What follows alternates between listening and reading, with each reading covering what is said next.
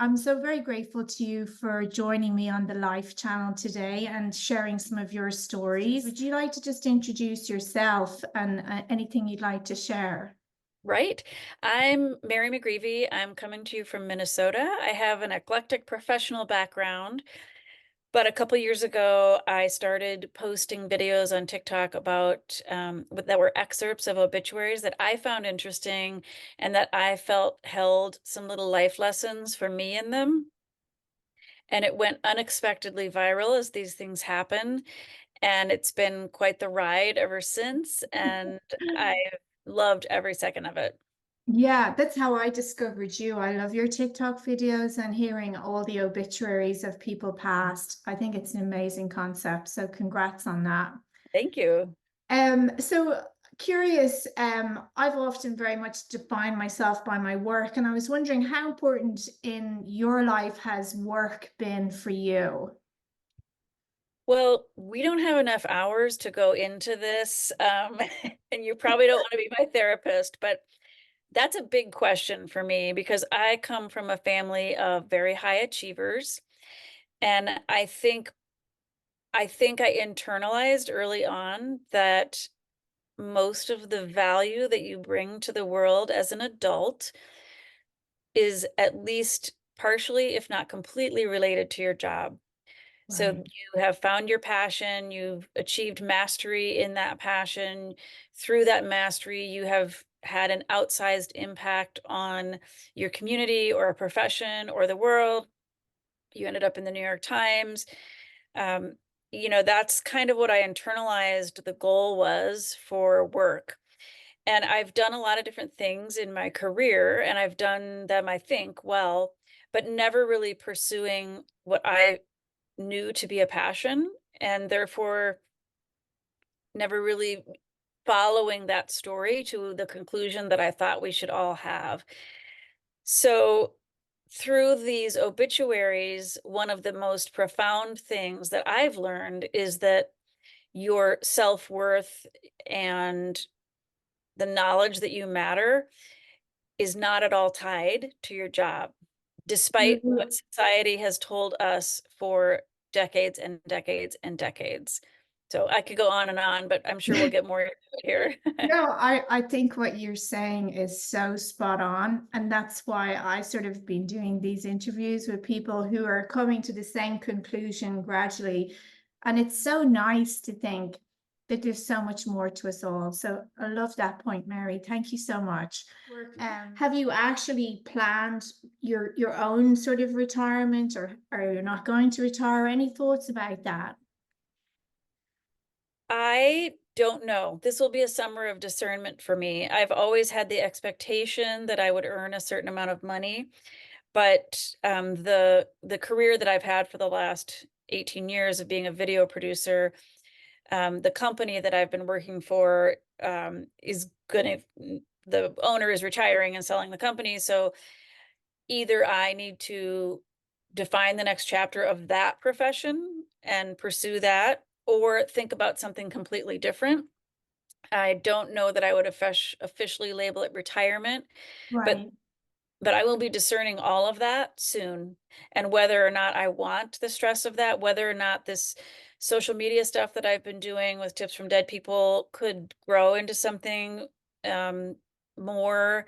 Do I want that? And, what would that look like? And if I did continue to earn money starting this summer, what would that look like to me? Is it a Yeah. job in a field? Is it continuing down that path of esteem and mastery? Or is it something completely different? So it's kind of a TBD, but I would say in general, like my husband is at least 5 to 10 years away from retirement. So it's not like Oh. it's on our minds fully. Yeah, yeah. Because what I've encountered is people are either super interested in retiring early or never at all. Mhm. You Yeah. know, or one person said semi-retirement is the new retirement because you always keep doing things you're interested in. Yeah. It's just, I think it's another word that work has said you're super valuable when you work and then you retire. Like, what does that mean? You know, Right. how important has family been for you in your life, say, in comparison to work? Well, let's see. I started my career as a social worker, got a master's in public health or public administration and public policy. Then I was the executive director of a health clinic for a number of years. And then I had my first daughter. I have three daughters, Gen Z, all of them. And I decided I would just stay home for a little while with the first one because we were moving from Texas to Minnesota and there was a lot going on. So I figured, let's take this opportunity. 1 year turned into 13 years. Oh, I love So, it. in a lot of ways, you could say that my perspective on my family really did affect my career for better or worse. I think there are a lot of pros to what I did. In some ways, I would never trade it. I made some Yeah, really great friends and I have such great memories of those years, but it does throw you off track yeah. professionally. And you do wonder where you would have gone had you not done those Mm. years. So I would say we don't live in a community where either of our parents live. So family is very Okay. important, but most of our family is outside of our our area. But that one decision to stay home for that many years, that did have a big impact. So family Mm. is clearly very important. Again, hard to say what I would recommend to a person in my Oh, position, yeah. but Yeah. Well, I have to say, I'm extremely envious of you. I think you're so lucky to have had 13 years with your kids because it's precious. I managed two and then was working. But then again, the grass is always greener, as you say, on the other side. So there's no one fits size fits all. But I think that's amazing. I think you're very lucky. Has life taught you any major lessons, either be it in the workplace or whatever, that have sort of colored your view? well, this is a question that's exactly in my wheelhouse. This is exactly what I try to pull out of these obituaries, little tips and life lessons from other people's stories. And I've written articles about what I've learned, and I recently gave a keynote speech at a hospice convention on the top things that Wow. I've learned. And usually there's around 10 specific tips, but the top couple, number one, that the little things in life are really the big things. So, like I said, if you've internalized this view that your work story is the centerpiece of your life and that's what defines your value, what I've learned from these obituaries is that is not true at all. In fact, it's the opposite. I've read obituaries of very, very professionally acclaimed people who were maybe assholes or absent parents, and I've read obituaries for people who were clearly universally beloved, but their job wasn't even mentioned in the obituary. So it wasn't even important enough to merit a mention. What matters in these stories, like what kind of oozes out from the narrative is the tiny things, like the trips, the food, the practical jokes, the struggles that you've overcome, the catchphrases, the funny little preferences and dislikes that you have, all of that stuff, the things you thought were off to the side while you were going through life, those little things, those become the big things. And that's probably the number one tip that I take from it. Um, I think another one is that you are more than what you perceive to be a failure in your life. So I read obituaries all the time of people who have gone through bankruptcy or divorce or estrangement or addiction or even trouble with the law. And no matter the age, there's almost always, like very, very, very few exceptions, a next chapter. Right. And most often multiple next chapters, and most often good ones. So if you think that you are counting someone out because they have had a rough patch or things have been broken one way or another in their lives, there is room for another chapter or maybe multiple chapters. And I think that is one of the tips that has resonated with so many people. When I read an obituary of a very flawed, complicated person, people glom onto that idea right away in the comment section, and it feels kind of redemptive for all of us. Those are a couple big tips that have changed the way I think, looking back Yeah. at my own sort of scattered employment history. This has really helped me put a lot of that in perspective. I just so resonate and love that one. Room for another chapter. I just wrote it down. It's like Mm, that's a bumper sticker. right, right. I love it. Yeah, because you always feel when you're writing it, oh God, how will I ever get past this? And yet people do. And it's only through reading their stories, looking back, that you're seeing that. So that's great. It's a Mhm. great learning. Thank you for sharing that. Any final tips? You said you had so many of them. Maybe I one do have so more? many. I would say one that comes up quite often is to clean the slate as much as possible, because you you read some obituaries sometimes where it can be a little ruthless or savage, and just squash the beefs if you can, because I feel like that's healing for everybody. One that I love to think about is that humor, in both its light and dark forms, can help us get through the very worst of times.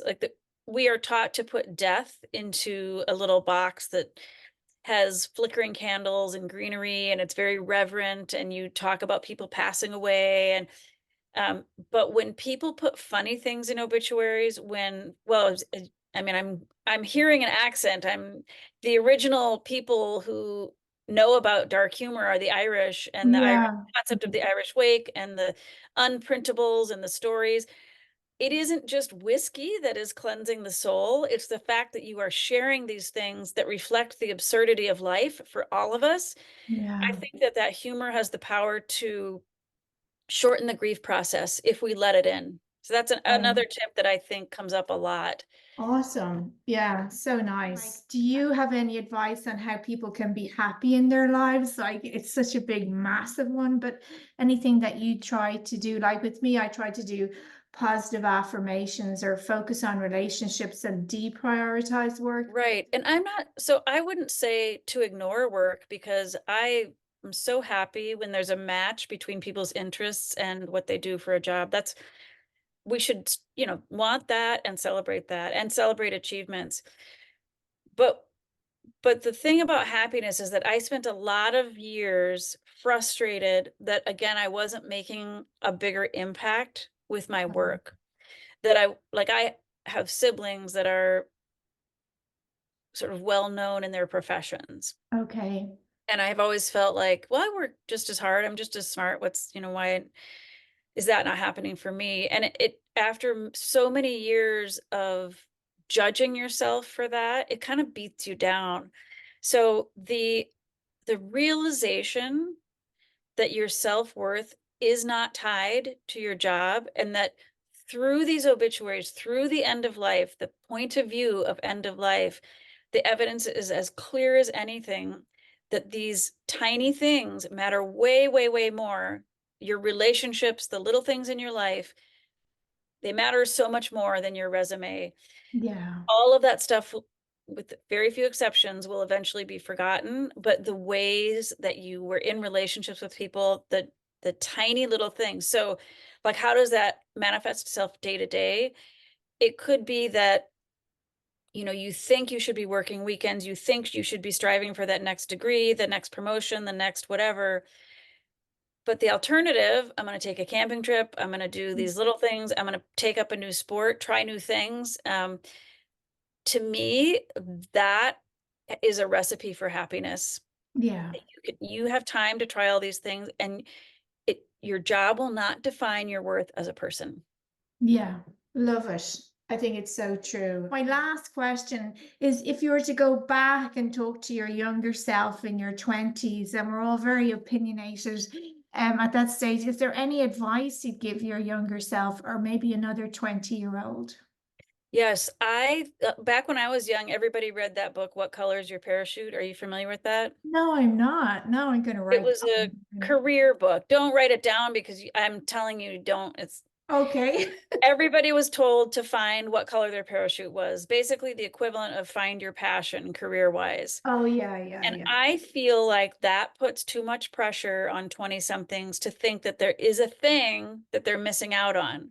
Yeah. What about the people who are generalists, who maybe don't have a passion, but they're decent at what they do, and the meaning that they draw from life is elsewhere outside of their job? What about the people who do very well at their work, but it couldn't be considered their passion? Right. So when we tell young people, "What's your major?" "Well, you don't know what your major is? Well, what's your passion? Define what your passion is." I think that's terrible career advice. I think it's way too much pressure. I wish that I hadn't been susceptible to that in my 20s. I wish that someone instead had said, "Try things. Try Yeah. 5 different jobs this year, and then run them to their conclusions. At the end of each path is a yes, no, maybe choice." Yeah. And that information is really, really helpful, and just because you're turning 30 doesn't mean it's over. Like, if you haven't picked your profession, it's over. So, to me, it's like, don't tell kids to find your passion, tell them to just try things and Mm. really see what they think about it. Yeah, I think that's a great alternative because you'll naturally be attracted to certain types of jobs and you go, I'll try that. And then if you try it, then you know how you feel. Who knows what they want when they're that young? You have no Right. clue. Yeah, I mean, great. I feel like a lot of fortunate people do, and I happen to be raised around them, and so it's like, you're seeing all these people like, "Oh, the thing they chose to do at 18 is still the thing that they're doing." But Yeah. that's not true for a lot of us. It's just not. Yeah, no, I think it's the exception and tends to be more in professions where you are very, it's a vocation like maybe medicine or something, Right. so Right. anyway, I just think that was a great interview. Thank you so much, Mary. It's You're welcome. inspiring what you're learning from the obituaries, and I wish you every success with your TikTok channel. I hope it continues to grow. Thank you so much for reaching out. I really enjoyed this. Thank you for joining me.